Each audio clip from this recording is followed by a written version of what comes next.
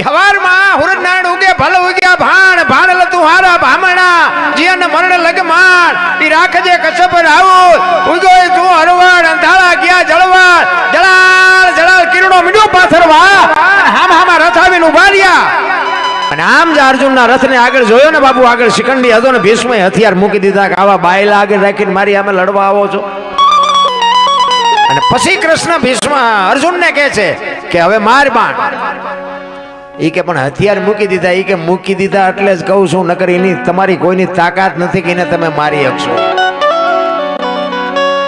અને રૂએ રૂએ બાણ માર્યા ભીષ્મ પડ્યા અને અર્જુન કૃષ્ણ પરમાત્માની બાપુ ભીષ્મની પાસે જાય છે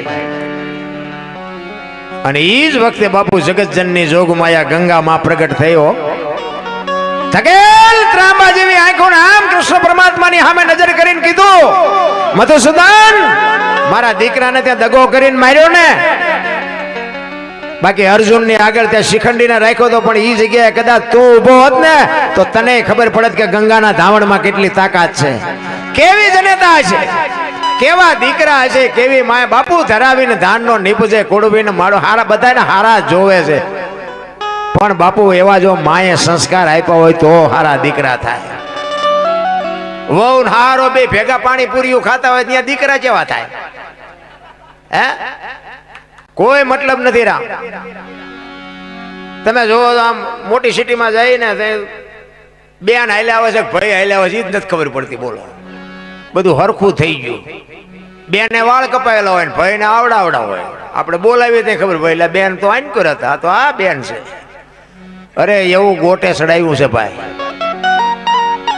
કીધાની વાત જ નથી રામ હા ઉમરા વચ્ચે આમ તમે જો 60-60 વર્ષની થઈ હોય ને તો ઉમરા વચ્ચે રહી સબે રમતી હોય ઢબો ઢાંસ ઢબો હવે જીના મનાણા એના થઈ ગયા ઢબો ઢાંસ તો તારા કેવા દીકરા થાય ભલા મને છત્રપતિ શિવાજી મહારાજ બાપુ જીજાબાઈના ઉદરમાં હતો ને તેથી રામાયણ ને ગીતા ઓગાળીને પાઈ દીધી હતી માને ખબર હતી કે ભગવાન મને દીકરો આપે દીકરી આપે પણ મારું સંતાન કોઈ દી માય કાંગળું ન થાય બાપુ આ ખુમારી માને હોવી જોઈએ માં તો માં છે આજે ગંગા સતી પાનબાઈ જેવી દીકરીઓ થાય ને ગોપીચંદ ને ભરતરી જેવા દીકરા થાય કાંઈ સમય બમય બદલાણો નથી ભલા મને હું તમે બદલાઈ ગયા ઘણા ગયા કે મોંઘવારી વધી જાય સમય બગડી ગયો ફલાણું થઈ ગયું કાંઈ નથી મને તેમ જીવે એવું હવે આવ્યું બદલાણું કાંઈ છે નહીં જેટલા વાગે ઉગતો તેટલા જ વાગે ઉગે છે તમને મને ભૂખ નથી મટતી એટલે ઓલું લાગે તમને મને એક ભાઈ કહેતા હતા મને કે સમય કે ઘાયે ઘા જાય નહીં મેં ના ઘાયે ઘા કાંઈ નથી જતો 12 કલાકનો દી હતો 12 કલાકનો જ છે હજી કંઈ આખું પાછું નથી થયું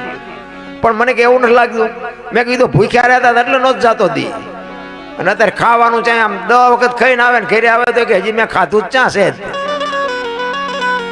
છોકરા કાજુ બદામની ઓગટ કરે બોલો છોકરા આપણને પારલે નથી જડ્યું તોય કહે છે કે અમારી પાસે કઈ છે નહીં અમારી પાસે મરો કઈ ન હોય શું જોવે છે અરે તમને કહું અને અત્યારે તમે જો તેથી 2 ટાઈમ ખાવાનું તો મળતું ને તોય કોઈ દાણા ન જોર આવતા તમારે ત્યાં ગમે એમ હોય અમારે ત્યાં ઈ લેન લાગી દાણા જો હોય અમને શું નડતું છે અમને એટલે પણ તમારે મૂક્યાનો માર્ગ નથી નડે છે શું માં ને બાપ ને રોટલા દો 2 ટાઈમ સારું કઈ બાપુ જિંદગીમાં કઈ નડે નહીં હું તો એમ કહું તમે સવારે તમારી માં ને જનેતાને બાપુ પગે લાગીને જાઓ ને આખી દુનિયામાં ક્યાંય પગે ન લાગવું પડે આપણી ગેરંટી ભલામણ માં છે એ તો માં છે બાપુ આપણા સદગુરુ હોય ને આપણા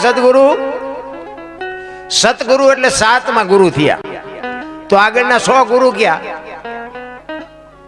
1 2 3 4 5 6 7 એવી રીતે આવે ને 5 6 જાય પછી 7મો આંકડો આવે ને પેલો ગુરુ છે ને ઈ જ માં છે તમારે મારી આ દુનિયા બતાવવા વાળી માં છે પેલો ગુરુ છે એ માં છે બીજો ગુરુ છે એ બાપ છે જન્મ થાય ને ગળુતી પાય ને ત્રીજો ગુરુ છે અક્ષર જ્ઞાન આપે ને 4થો ગુરુ છે ધંધો શીખવે એ 5મો ગુરુ છે કંઠી બાંધીને કાન ફૂકે ને 6થો ગુરુ છે અને તારું મારું મટાડીને આ વિધિના ચકડામાંથી બહાર નાખી દે ને ગોપીચંદ ને ભરતરી જેવા દુનિયામાં પૂજાડી દે ને ઈ સતગુરુ 7મો ગુરુ મા બાપ છે આપણા ગુરુ છે 100%. પણ મા બાપ છે ને જન્મ આપી શકે લાલન પાલન કરી શકે ઉછેર કરી શકે ઓળખાણ ન કરાવી શકે ઓળખાણ માટે સદગુરુની જરૂર પડે ગુરુ વિના બાપુ ઓળખાણ ન થાય હું કોણ છું ક્યાંથી આવ્યો છું ક્યાં છું ને ક્યાં જવાનું છે આની માટે બાપુ સદગુરુની જરૂર પડે આ ભજન છે ને ભજન બધા સાંભળ્યા હોય બાકી યાદ ન રહે, અને યાદ ન રહે અને સમજાય નહીં. આના માટે સદગુરુ જોવે.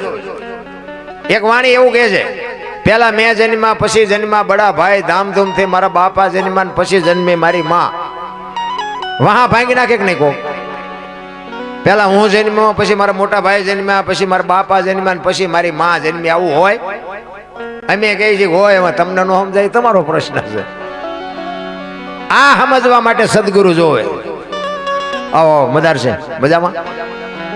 આને સમજવા માટે સદગુરુ જોવે. ભોળાનાથ નો દીકરો કે ગણપતિ, અને ગણપતિ નું માથું કે ભોળાનાથે કાપ્યું, અને હાથી નું કે લગાડ્યું. ફોટામાં જોઈ, મૂર્તિમાં જોઈ, ફોટામાં જોઈ, મૂર્તિમાં જોઈ. હું એમ કહું છું કે હાથી નું લગાડ્યું પેલું કાપ્યું ત્યાં જ નહીં પડ્યું હોય? તમને કેમ લાગે? અને માણાના શરીર ઉપર હાથી નું માથું આવડું હોય, ફિટ થાય છે? હાવ સાચું, 100% સાચું છે. હાથી નું જ લગાડ્યું છે, પણ આપણા ચકાડા ગઈ ગયા એટલે નથી સમજાતું. આની માટે સદગુરુ જોવે. ને કે હાથી નું કાપીને લગાડે તો ઓલું કાપેલું એ ભોળો નાથ બાપુ ઈ નો ચોટાડી શકે. આ સમજવા માટે સદગુરુ જોવે.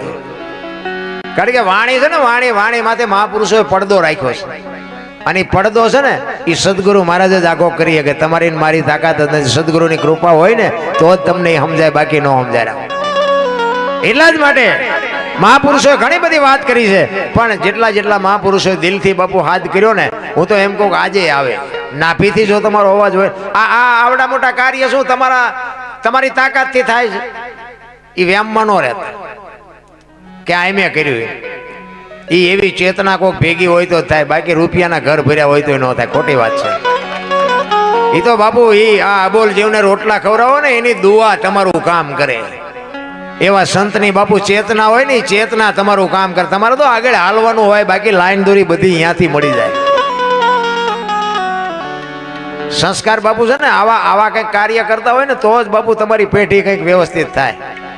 ને કે અવાડાને ડાટા કાઢે એવી થાય, એમાં કઈ વળે નહીં. દીકરા કહેવાય 2 છે 5 છે, પણ 100 ગ્રામ હળદર કોઈ આપે એવા ન હોય. એ દીકરા હોય તો શું, ન હોય તો શું, કઈ ફરક નથી પડતો. ભૂખો રાખું શરીરની પડાવું, ખાલ આટલું કરતા જો ન હાર તો પછી કરી દઉં ન્યાલ. એટલી બધી હેલી નથી રામ ભક્તિ. ભક્તિમાં તો બાપુ તંગ મોકળા થઈ ગયા, ત્યાં ઈશ્વર મળ્યા છે. અત્યારે તો બધા ગુરુ મહારાજ ના પૈસાથી ખરીદવાની વાત કરે કે બાપુ આયલા પૈસા હું આપી દઉં, મને ભગવાન દેખાડી દો. આ એવું છે? હાલતું થવું નથી. અને બાપુ ગામ આવે કોઈ દી? એ તો આપણે જ કરવું પડે. ગુરુ મહારાજ તમને મને માર્ગ બતાવે, બાકી હાલવું તો આપણે પડે. ભલા મને અત્યારે બધા ખરીદવા નીકળ્યા છે, પૂછતું નથી કોઈ. મેં કીધું એમ ઈશ્વર છે ને, વિશ્વ વ્યાપક નિરંજન નિરાકાર છે. આપણે આપણા જેવો ગોતી એટલે મેળ નથી પડતો. ને કે હું એક વાત કરું કે રોડ માથે કોઈ દીકરી જુવાન હાલી જતી હોય, અને કોઈ લુખો લફંગો માણા એનું બાવડું પકડે અને દીકરી રાયડું પાડે, અને ખેતરમાં કોઈ ખેડૂ પાણી વાળતો હોય અને રાયડું સાંભળી જાય, પાવડો લઈને આવે અને 2 પાવડા મારીને એને છૂટો કરાવે. નથી લાગતું કે રામાપીર પોતે આવ્યો એવું નથી લાગતું? હે, ભોળો નાથ પોતે આવ્યો એવું નથી લાગતું? પા તો કે રામાપીર કે ઘોડો હોય, લીલા લુગડા હોય, હાથમાં ભાલું હોય તો માની દે. એવો આવવાનો નથી ને આપણો મેળ પડવાનો નથી. તમે ઘરે હોતા હોય ને સવારે ખબર પડે ને કે તમારું કામ થઈ ગયું એટલે સમજી લેવાનું કે આવીને કરી ગયો. બસ વાત આટલી જ છે. ભલા મને કાંઈ છે કીડીથી માંડી અને હાથી સુધી જો કોઈ ભૂખ્યું રહેતું હોય તો મને કયો. પૈસા ને માયા ને મકાન ને વાહન ને આ બધું માણસને એકને જોવે છે ને બીજા કોઈને જોવે ને? કે આપણે જે જોઈએ બધું જનાવરને જોવે ને. ટાઈટ તડકો ભૂખ તરસ આપણને જે લાગે બધું લાગે ને. આપણી માં જેમ આપણને પ્રેમ કરે ને એમ જ એના બચ્ચાને એટલો જ પ્રેમ કરે. બોલો.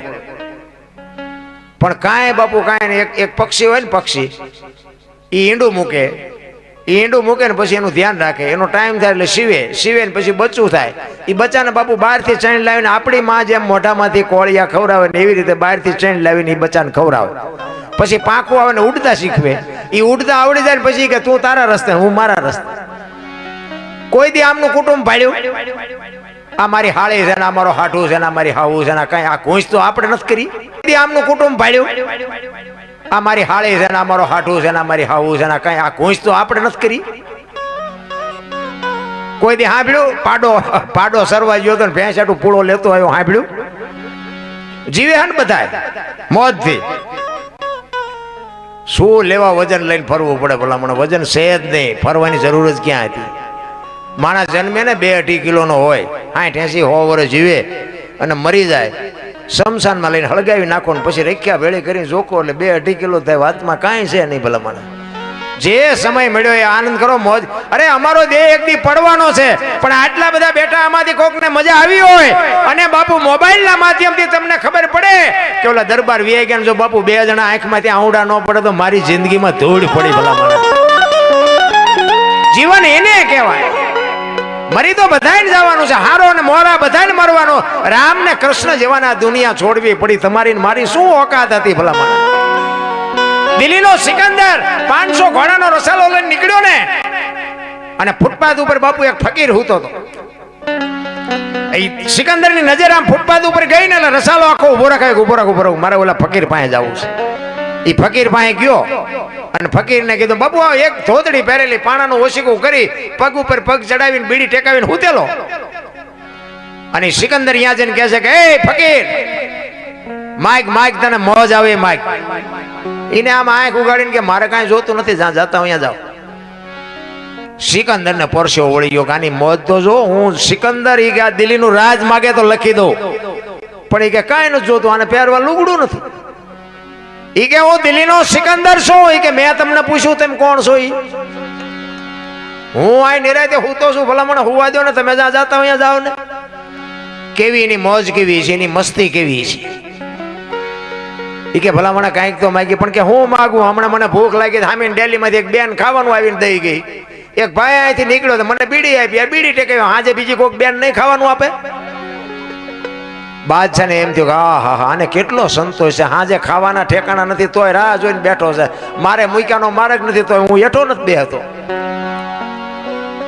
પછી સિકંદર કહે છે, હું આ દુનિયા છોડીને જાઉં તેથી ખુદાના દરબારમાં જઈને કહેવું છે કે ખુદા મને આવતા જન્મમાં આવી મોજ દેજે, આવી ફકીરી દેજે, આવી મસ્તી દેજે. અને પછી જે ફકીર બોલ્યો ને એ જીવનમાં ઉતારવા જેવું છે. ફકીર કે શું કહો છો? એ કે હું આ દુનિયા છોડીને જાઉં ને તેથી ખુદાના દરબારમાં જઈને મારે કહેવું છે કે આવી મને આવતા જન્મમાં મોજ દેજે, આવી ફકીરી દેજે. પછી ફકીર કે તમે કેદી મરો ને કેદી જાઓ ને ખુદાને હેરાન કરવો એના કરતા કે એની પર કૂતરો બેઠો છે ને એની પર તમે જમાવો, રસાલાને જવા દો, અત્યારે મોજ ચાલુ થઈ જાય. અરે મોજ તો લેવી હોય તો અત્યારે છે. મોજ ની બાપુ તારીખ નો હોય કે આ તારીખથી આપણે મોજ કરશું. કાલની ખબર નથી ભલામણ. ઘણા બધા એમ કે ઓલા ભવમાં આમ ને ઓલા પેલા, પણ કાલની ખબર નથી ને ભવની હું ખોડવી. આ મળ્યો એ ભવ સુધારી લો ને. શું આ ભવમાં ઘટે કાંઈ? જાનવરોને બાપુ કાંઈ કરતા કાંઈ જોતું નથી, તોય મારો નાથ કીડીથી હાથી સુધી બાપુ બધાયના પેટ ભરે છે. અને આપણને બાપુ ચાઈ શેઠો જ નથી. હજી આટલું કરેલું, હજી આટલું, ત્યાં ફડાઈ ગયો ફૂટી જાય જ્યાં બારના ભાવમાં. કોઈ નથી ઓળખતું બાપુ. કરોડપતિના દીકરા હોય ને કેટલાય મરી ગયા. મોટા હતા મયપતિ, ગજબ હતા ગંભીર, સબળ જેના શરીર મહાણે દીઠા. મેં રામચંદ્ર પરમાત્મા જેવાને બાપુ લંકા સુધી ધક્કો કરાવ્યો તોય મરી ગયો.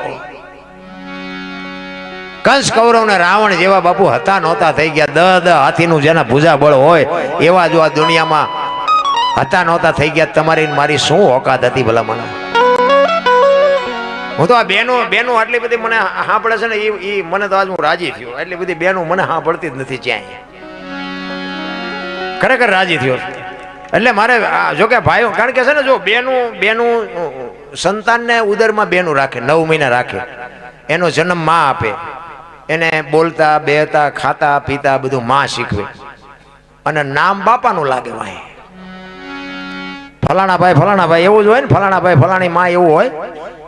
તો બધાને ખબર છે. આ તો હું તમને યાદી કરાવું છું. બાકી માનો જેટલો ભોગ છે એટલો બાપનો છે. તો એ બાપુ છે ને વાયા નામ બાપાનું લાગે. શું કામ લાગે? આ માનું સમર્પણ છે, માનો ત્યાગ છે. એ કે એની વાયના બાપાનું રાખજો. કે શું કામ? એ કે આ કદાચ કોથળીઓ તોડીને ધોળીમાં માથું ગાલીને ઊંધો પીડ્યો હોય અને કોક એમ કે કોનો છે ફલાણી માનો છે એમ કે છે ને તો મારા ખોળિયામાં જીવ નહીં રહે કે એના બાપાનું રાખો એ કે આ ત્યાગ છે બાપુ, એક માનો ત્યાગ છે. અને હારા છે ને એની વાંહે માનું લાગે. તમને ન ખબર હોય તો કહું, હનુમાનજી કોના, અંજનીના, કર્ણ કોનો, કુંતીનો, ભીષ્મ કોનો, ગંગાનો, શિવાજી કોનો, જીજાબાઈનો, ગાંધીજી કોનો, પુતળીબાઈનો. હારા હારા માના, બગડેલા બાપાના. માં છે એ માં છે. આ બેનું બેટી હું ખાસ સલામ કરીને કહું છું. અને મારી વાત અમુક કડવી લાગશે, માફ કરજો, મને સીતારામ ન કરો તો કઈ બીજી બહુ જરૂર નથી. પણ બાપુ હું તમને કડવું તો પાય ને કડવું પાયા વગર દવા કોઈથી દર્દ ન મટે. હા, ગોળ ખવડાય દર્દ ન મટે. માં બધે ઉપર બેઠી, ધજામ જાઓ, આરાસુર જાઓ, પાવાગઢ જાઓ, ચોટીલા જાઓ, બધે માં ઉપર બેઠી. શું કામ? મારા સંતાનની નજર રહે. બાપા બધા ભોંયરામ છે, તંબકેશો ને રફાળેશો ને ભોંયરેશો ને રિયા સલમું દાબે. માન બાપમાં બાપુ ધરતી ને આસમાન જેટલો ફરક છે. એટલે મારો કહેવાનો મિનિંગ ઈ છે, હું તો બેનુને એટલા માટે કહું છું કે બાપુ જીવનમાં કદાચ કોઈ એવું